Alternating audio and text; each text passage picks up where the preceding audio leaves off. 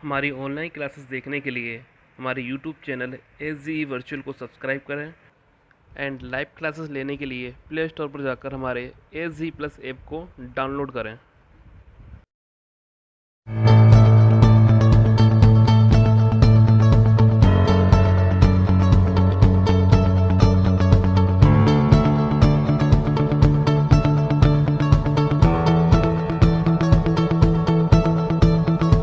आज हम बात करेंगे पुस्तपालन, लेखाक्रम और लेखाशास्त्र के बारे में। सबसे पहले हम पढ़ते हैं पुस्तपालन का अर्थ एवं परिभाषा। पुस्तपालन क्या है? पुस्तपालन लेखाक्रम की आधारशिला है। पुस्तपालन के अंतर्गत हम समस्त व्यापारिक लेन देनों को जिनको मुद्रा में व्यक्त किया जा सकता है, मुद्रा में व्यक्त करने का मतलब है जिसे हम इन टर्म्स ऑफ मनी, जिसे हम पैसे में कन्वर्ट कर सकते हैं, एक निश्चित नियम, सिद्धांत, मान्यताओं एवं अवधारणाओं के आधार पर हिसाब किताब की पुस्तकों में लिखते हैं। व्यापारिक लेन देन रोजनामचा में लिखना और फिर खाता बही के अंतर्गत खाते खोलना पुस्तपालन के अंतर्गत आता है। पुस्तपालन एक लगातार चलने वाली एक प्रोसेस है। ठीक है, आगे हम पढ़ते हैं पुस्तपालन की परिभाषा। बार्कले बॉय के अनुसार पुस्तपालन व्यवहारों को नियमित पुस्तकों में लिखने की कला का नाम पुस्तपालन है। दोबारा पढ़ते हैं, व्यापारिक व्यवहारों को नियमित पुस्तकों में लिखने की कला, मतलब जो एंट्री जहाँ लिखी जानी है उसे लिखने की कला को पुस्तपालन कहते हैं। जैसे कि हम एक बात और समझते हैं, पुस्तपालन दो शब्दों से मिलकर बना है, पुस्त प्लस पालन। पुस्त का मतलब किताब और पालन का मतलब रख रखाव करना, अपनी किताबों का इस प्रकार से रख रखाव करना कि वह प्रॉपर मेंटेन की जा सके।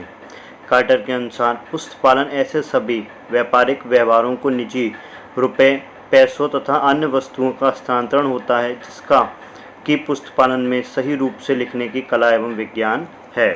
आगे हम पढ़ते हैं पुस्तपालन के तत्व एवं आधारभूत विशेषताएं, मतलब हम कैसे पहचानेंगे कि पुस्तपालन की विशेषताएं। कला एवं विज्ञान। पुस्तपालन कला इसलिए है क्योंकि इसमें लेखे निर्धारित नियमों के अनुसार उचित रीति के लिए किए जाते हैं। ठीक है, कला इसलिए है क्योंकि निर्धारित नियमों के अनुसार किए जाते हैं, और विज्ञान इसलिए क्योंकि विज्ञान में आपको पता है कि कोई भी काम होता है वो क्रमबद्ध तरीके से होता है, स्टेप बाय स्टेप। निश्चित प्रणाली के अनुसार लेखा। पुस्तपालन में लेखा निश्चित प्रणाली के अनुसार किया जाता है। निश्चित सिद्धांतों एवं नियमों का पालन। पुस्तपालन में लेखा कुछ निश्चित सिद्धांतों एवं नियमों के अनुसार किया जाता है। वित्तीय व्यवहारों का लेखा। पुस्तपालन में केवल वित्तीय व्यवहारों का लेखा किया जाता है जिनको हम पैसों में कन्वर्ट कर सकते हैं। मौद्रिक रूप में लेखा। पुस्तकालन में व्यापारिक व्यवहारों का मौद्रिक रूप में लेखा किया जाता है। निर्धारित पुस्तकों में लेखा। इसमें कुछ निर्धारित पुस्तकें होती हैं जैसे रोजनामचक, खाता बही, जैसे हमने पढ़ा, जर्नल, लेजर, इस तरीके से आगे की। लेखा करने का उद्देश्य। पुस्तपालन में लेखा करने के लिए कुछ निश्चित उद्देश्य होते हैं जिनकी पूर्ति के लिए इनके लेखे किए जाते हैं, जैसे लाभ हानि, आर्थिक स्थिति, देनदारों एवं लेनदारों को ज्ञात करना। हम लाभ हानि का मतलब हम ये देखते हैं हमारा कितना फर्म में प्रॉफिट हुआ, कितना हमारा लॉस हुआ। लेनदार, देनदार की लेनदार और देनदार, देनदार का मतलब कितनों से हमें पैसा रिकवर करना है, पैसा लेना है, और लेनदार कितनों को हमें पैसा देना है। उपयोगिता। पुस्तपालन का उपयोग एक व्यापारी, फर्म, कंपनी, सहायक कोई भी कर सकता है। पुस्तपालन कोई भी रख सकता है, एक व्यापारी, नॉर्मल व्यापारी, चाहे उसकी छोटी दुकान हो, बड़ी दुकान हो, फर्म हो, कंपनी हो, कोई भी कर सकता है। आगे हम पढ़ेंगे लेखाक्रम का अर्थ एवं परिभाषा। लेखाक्रम पुस्तपालन। पुस्तपालन मतलब बही खाते का व्यापक रूप है, मतलब जहाँ पे पुस्तपालन का कार्य खत्म होता है वहाँ से लेखाक्रम का कार्य शुरू होता है। पढ़ते हैं आगे। लेखाक्रम से आशय मौद्रिक स्वभाव के लेन देन का लेखा करने एवं उनका वर्गीकरण करने से है। इसके अतिरिक्त इसमें पहला पॉइंट दिया हुआ है, बहियों की जांच करना, संशोधन एवं समायोजनाएं करना, अंतिम खाते तैयार करना, अंतिम खातों के विश्लेषण द्वारा उनके उपयोग सूचनाएं प्राप्त करना, सूचनाओं का निष्कर्ष के आधार पर व्यापार की भावी नीतियां बनाना, मतलब ये देखना कि अगर प्रॉफिट हो रहा है, लॉस हो रहा है तो भविष्य में हमें क्या करना चाहिए, उस काम को कंटिन्यू करना चाहिए, अगर हमें लॉस हो रहा है तो उस लॉस को हम कैसे कवर कर सकते हैं। आगे दिया हुआ है पुस्तपालन और लेखाक्रम में क्या अंतर है। अर्थ। व्यापारिक सौदों को प्रारंभिक हिसाब किताब की पुस्तकों में नियमबद्ध क्रम से लिखना ही पुस्तपालन कहलाता है। लेखाक्रम के अंतर्गत पुस्तपालन का प्राप्त सूचनाओं का विश्लेषण करके वित्तीय स्थिति ज्ञात की जा सकती है। हम ये कह सकते हैं कि पुस्तपालन पहला स्टेप है और लेखाक्रम सेकंड स्टेप है। प्रारंभ। इसका प्रारंभ लेखाक्रम से पहले होता है, इसका प्रारंभ पुस्तपालन के कार्य समाप्त होने के बाद होता है। प्रमुख उद्देश्य क्या है? इसका प्रमुख उद्देश्य सभी सौदों को प्रारंभिक हिसाब किताब की पुस्तकों में लिखना तथा माल का एवं रोकड़ की स्थिति ज्ञात करना। इसका प्रमुख उद्देश्य व्यापार में होने वाले लाभ हानि का पता लगाना तथा उसकी वित्तीय संबंधी स्थिति का ज्ञान करना। चौथा पॉइंट दिया हुआ है प्रकृति एवं विश्लेषण ज्ञान। इसको लिपिकर मतलब क्लरिकर मतलब जो कम पढ़ा लिखा इंसान होता है वो भी कर सकता है, और इसे तकनीकी किस्म का व्यक्ति मतलब तकनीकी किस्म का व्यक्ति जिसे पूरी अकाउंट की जानकारी हो वही कर सकता है। पुस्तपालन का क्षेत्र लेखाकर्म की तुलना में सीमित है और लेखाकर्म का क्षेत्र पुस्तपालन की तुलना में व्यापक है, मतलब बहुत बड़ा है। यह दैनिक लेन देनों का लेखा है, अतएव इसकी विधि एक दिन की होती है या इसकी अवधि 1 वर्ष की होती है, क्योंकि हम ट्रेडिंग P&L बनाते हैं, लाभ हानि खाता, उससे पहले व्यापारिक खाता बनाते हैं, आर्थिक चिट्ठा बनाते हैं, तो साल के अंत में बनाए जाते हैं। निर्भरता पुस्तपालन लेखाकर्म पर निर्भर नहीं है, लेखाकर्म पुस्तपालन पर निर्भर है। पुस्तपालन लेखाकर्म के लिए उत्तरदायित्व नहीं होता, लेखाकर्म पूर्णतः पुस्तपालन के लिए उत्तरदायित्व होता है। पुस्तपालन में समायोजनाओं का लेखा निकाय, समायोजना मतलब एडजस्टमेंट, इसमें समायोजनाओं का लेखा किया जाता है। यंत्रीकरण का उपयोग, पुस्तकालन में यंत्रों का उपयोग किया जाता है, इसमें यंत्रों का उपयोग नहीं किया जाता। आगे हम देखते हैं पुस्तपालन एवं लेखाकर्म के उद्देश्य, क्या उद्देश्य है।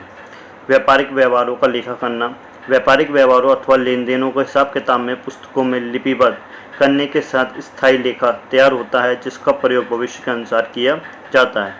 व्यापार की आर्थिक स्थिति का ज्ञान, पुस्तपालन एवं लेखाकर्म का उद्देश्य यह ज्ञान कराता है कि किसी निश्चित तिथि को संस्था की आर्थिक स्थिति कैसी है, मतलब कंपनी पर कितना स्टॉक है, कितने लेनदार हैं, कितने देनदार हैं, कितनी संपत्ति है, कितने दायित्व हैं। व्यापारिक परिणाम, व्यापारिक परिणाम क्या होता है, किसी भी व्यापारी जो अपना कार्य प्रारंभ करता है वो बस 2 चीज़ें देखता है मेनली। पहला होता है लाभ या हानि। लेखा पुस्तकों में सहायता से इस सरलता से ज्ञात किया जा सकता है कि किसी निश्चित अवधि में हमें लाभ हुआ है अथवा हानि।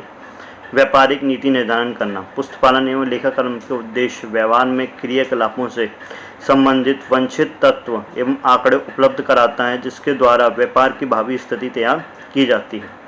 वैधानिक आवश्यकताओं की पूर्ति, कंपनी के अधिनियम, आयकर अधिनियम, वाणिज्य कर अधिनियम आदि के द्वारा अधिनियमों के द्वारा विभिन्न व्यावहारिक की पूर्ति हेतु रूप से लेखाकर्म के सिद्धांतों का आधार खाता बनाए जाते हैं।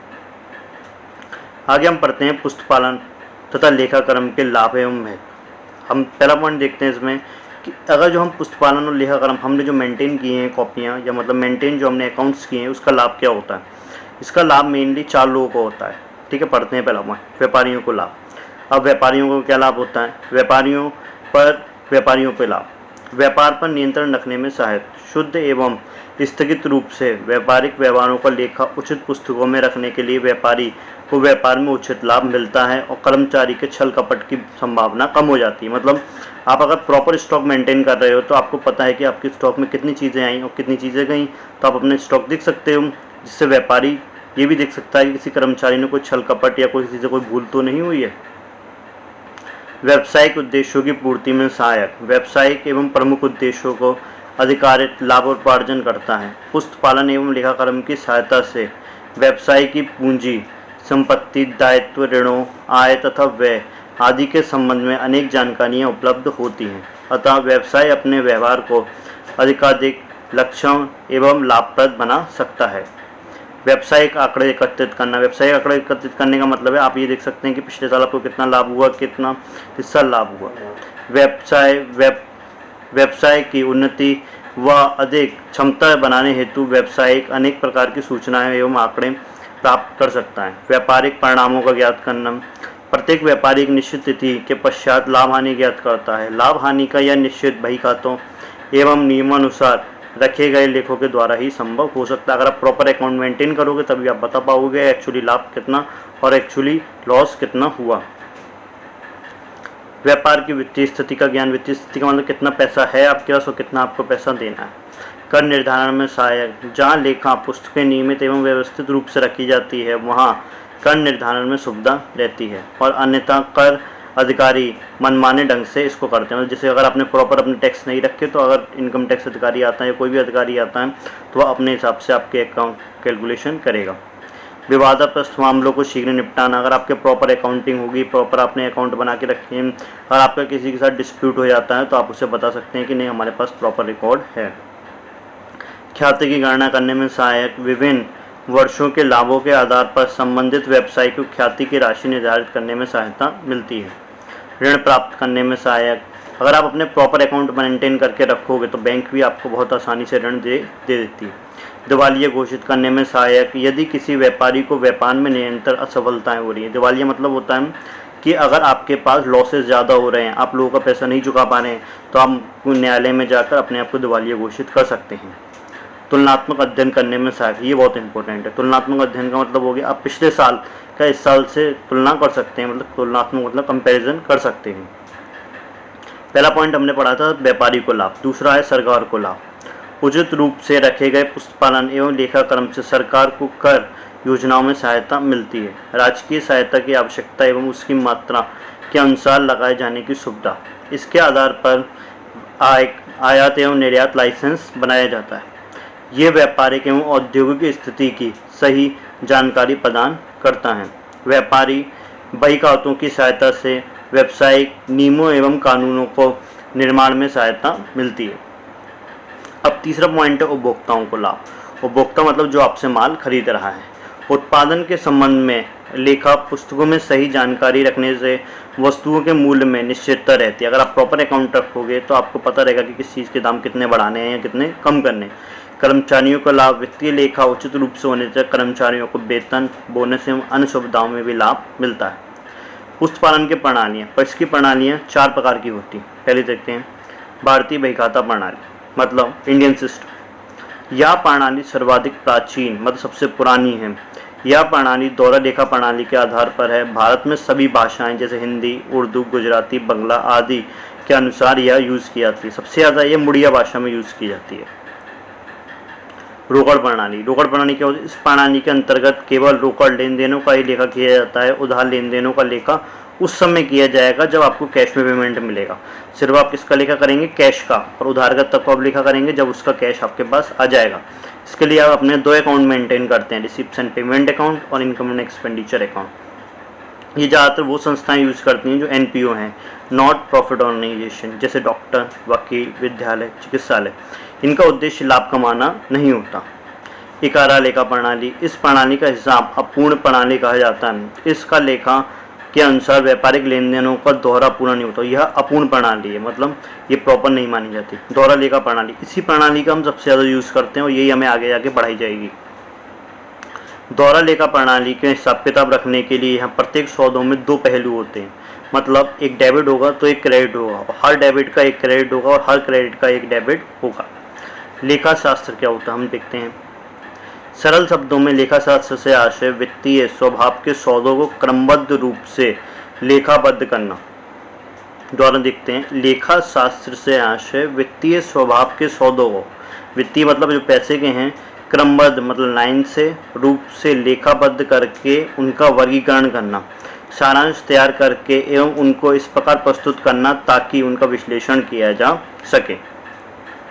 नीचे परिभाषा दी हुई है American institute of scientific public accountant ने सन 1961 में इसकी परिभाषा दी थी। पढ़ते हैं, लेखाकरण व्यवसाय के लेखों एवं घटनाओं को जो पूर्णतः या आंशिक रूप से वित्तीय संबंधी होते हैं, मुद्रा में प्रभावपूर्ण विधि से लिखने, वर्गीकृत करने और सारांश में व्यक्त करने के लिए इसके लिए कला होती है। आगे हम पढ़ते हैं लेखा शास्त्र में विभिन्न स्वरूपों का अध्ययन, मतलब अकाउंटिंग काफ़ी टाइप की होती है। पहला है वित्तीय लेखांकन मतलब फाइनेंशियल अकाउंटिंग। यह लेखांकन सबसे प्राचीन है। इसके अंतर्गत संस्था के वित्तीय व्यवहारों का उल्लेख लेखा पुस्तकों में इस प्रकार किया जाता है कि एक निश्चित समयावधि में, मतलब निश्चित टाइम पीरियड में, 1 साल में या जो भी आपने टाइम में अवधि रखी, लाभ हानि तथा किसी निश्चित तिथि पर आर्थिक चिट्ठे को प्रदर्शित किया जाता है। दूसरा है लागत लेखांकन। लागत लेखांकन का कार्य उत्पादन में लागत ज्ञात करना, मतलब जो आपने कोई प्रोडक्ट बनाया है तो उसमें क्या लागत आई है आपकी, जो प्रोडक्ट बनाने की जो लागत आती है उसी के आधार पर उसका सेलिंग प्राइस तय किया जाता है। लागत लेखांकन के अंतर्गत उत्पादक सामग्री का श्रम, उत्पादन एवं बिक्री व्ययों का आदि नियंत्रण किया जाता है। प्रबंधकीय लेखांकन मैनेजमेंट अकाउंटिंग, यह लेखांकन की सबसे आधुनिक प्रणाली है। जब कोई लेखांकन प्रबंध की आवश्यकताओं के लिए आवश्यक सूचना प्रदान करती है तब यह प्रबंधीय लेखांकन कहलाता है। वित्तीय, इसके अंदर क्या होता है, वित्तीय विवरणों, अनुपात विश्लेषण, रेशियो एनालिसिस, बजटिंग नियंत्रण, प्रमाप लेखक, सीमांत लेखक, समविच्छेद बिंदु, बीईपी, ब्रेक इवन पॉइंट, रोकड़ प्रवाह विवरण, cash flow statement, fund flow statement, कोष प्रवाह विवरण आदि बनाए जाते हैं। ये आपको आगे जाके पढ़ने को मिलेंगे, एक एक टॉपिक अलग अलग। कर लेखांकन, भारत तथा अन्य देशों की सरकारें कामकाज के लिए विभिन्न प्रकार के कर लगाती है। ठीक है, टैक्स अकाउंटिंग के होते हैं, आपके पास जो गवर्नमेंट टैक्स लगाती है उसके लिए आपको प्रॉपर रिकॉर्ड मेंटेन करना पड़ेगा।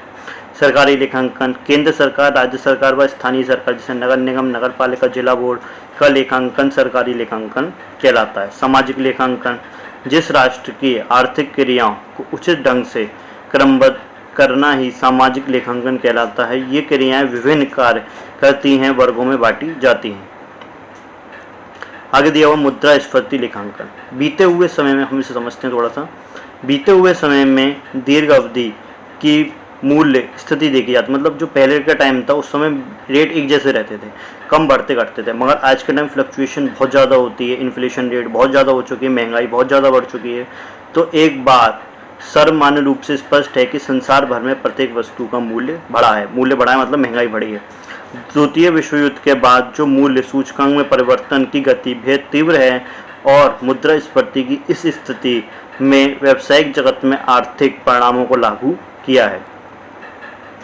आगे दिया हुआ है मानव संसाधन लेखांकन, HRA, ह्यूमन रिसोर्स अकाउंटिंग, किसी भी उपक्रम की स्थिति, विकास एवं लाभप्रदता सुनिश्चित करने के लिए मानव संपत्ति के अधिक मूल्यांकन के कोई घटक नहीं है। इसका महत्व तब आसानी से समझा जा सकता है जब उत्पादन के अन्य साधन 5 साधन होते हैं, पूंजी, सामग्री, मशीन आदि सब उपलब्ध हों और श्रमिक वर्ग हड़ताल पर। मतलब आपके पास पूंजी, पैसा भी है, सामग्री, मटेरियल भी है, मशीनें भी हैं, मगर श्रमिक वर्ग किस पे हड़ताल पर है, वो काम ही नहीं करना चाहता।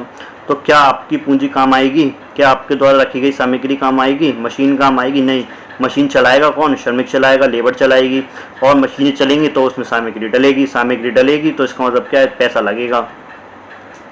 और पेशेवर संस्थाएं मतलब क्या होती हैं? जैसे डॉक्टर का क्लिनिक, वकील, इंजीनियर, चार्टर्ड अकाउंटेंट, मूल्यांकन आर्थिक चिट्ठे में किसी भी प्रकार की परिलक्षित नहीं होता। परिणाम स्वरूप दोनों फर्मों में आर्थिक परिणाम की केवल विनियोजित पूंजी पर प्रत्यय आदि पर तुलना की जा सकती है। आगे एक इम्पोर्टेंट टॉपिक है जो मोस्टली आपसे पूछा जाता है, आदर्श पुस्तपालन के लक्षण क्या है? सरलता क्या है? प्रस्तुत प्रणाली सरल एवं स्पष्ट भाषा में होनी चाहिए जिसे जनसाधारण भी समझ सके। दूसरा पॉइंट है शीघ्रता का मतलब क्या है? समय ही धन है।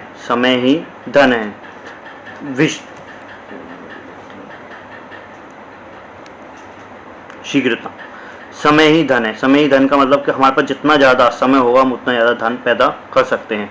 ठीक है, और समय हमारा सबसे बहुमूल्य है, सबसे कीमती है। विशेषतः व्यापारी का समय तो उसके अधिक मूल्यवान होता है। अतएव यह प्रणाली ऐसी होनी चाहिए जिसमें अनुसार व्यापारी अपने व्यापारिक लेन देनों का शीघ्रता से पुस्तकों में हिसाब किताब कर सके। वैज्ञानिक, यह प्रणाली, आज का युग वैज्ञानिक युग है। वैज्ञानिक युग का मतलब आप लोग देखते जा रहे हैं कि हर चीज़ों की नई टेक्नोलॉजी आती जा रही है। पहले लोग कॉपी पेन का यूज़ करते थे अपने अकाउंट को मेंटेन करने के लिए, अब वो लैपटॉप का यूज़ करते हैं। एक अतः प्रणाली, पुस्तपालन एवं लेखाक्रम की प्रणाली वैज्ञानिक होनी चाहिए ताकि आवश्यकता पड़ने पर व्यापार की स्थिति का सही पता लगाया जा सके। यह व्यापारी को कम से कम समय में अधिकतम सूचनाएं दे सके। निश्चितता, एक आदर्श पुस्तपालन प्रणाली ऐसी होनी चाहिए। प्रणाली का आवश्यक गुण यह भी है कि उसमें पुस्तकों का लेखा करने के सिद्धांत स्पष्ट एवं निश्चित होने चाहिए ताकि उसके संबंध किसी भी प्रकार की गलतफहमी उत्पन्न ना हो सके। अनुकूलता, एक आदर्श पुस्तपालन एवं लेखाक्रम प्रणाली व्यापार की आवश्यकताओं एवं प्रकृति के अनुकूल होनी चाहिए। मितव्ययिता मतलब कम खर्चीली। पुस्तपालन एवं लेखाक्रम की प्रणाली मितव्ययी होनी चाहिए ताकि उसे जनसाधारण अपने यहाँ सरलता से लागू कर सके और इस गुण के अभाव के कारण बड़े व्यापारी तक ही सीमित नहीं रहे। मतलब ऐसी प्रणाली होनी चाहिए, ज़्यादा महंगी नहीं होनी चाहिए, कम खर्चीली होनी चाहिए। अगर ज़्यादा महंगी होगी तो बड़े व्यापारी ही अपना पाएंगे, छोटा व्यापारी अपना नहीं पाएगा। स्वच्छता, पुस्तपालन एवं लेखाक्रम प्रणाली स्वच्छता का गुण होना चाहिए। इसमें किसी भी प्रकार की काट छाट मतलब कटिंग नहीं होनी चाहिए। लचीलापन का मतलब हमें अपनी आवश्यकता के अनुसार उसे कम और ज़्यादा कर सकें। इस प्रणाली में लोच होनी चाहिए ताकि व्यापार के विस्तार के अनुसार उसका विस्तार किया जा सके। उद्देश्यों की पूर्ति, पुस्तपालन तथा लेखाकर्म निश्चित उद्देश्यों की पूर्ति के लिए की जानी चाहिए, अतएव इनमें उन उद्देश्यों की पूर्ति करने का गुण होना चाहिए। शुद्धता एवं विश्वसनीयता, पुस्तपालन एवं लेखाकर्म प्रणाली में शुद्धता एवं विश्वसनीयता का गुण होना चाहिए। ऐसा होने पर ही जनता तथा संबंधित अधिकारी जैसे आयकर अधिकारी, वाणिज्य अधिकारी पर विश्वास बनाया जा सके एवं आगामी आपसी निपटारा किया जा सके। मतलब हमारे बीच में कोई डिस्प्यूट होता है तो हम उसे कंप्लीट कर सकें। Thank you.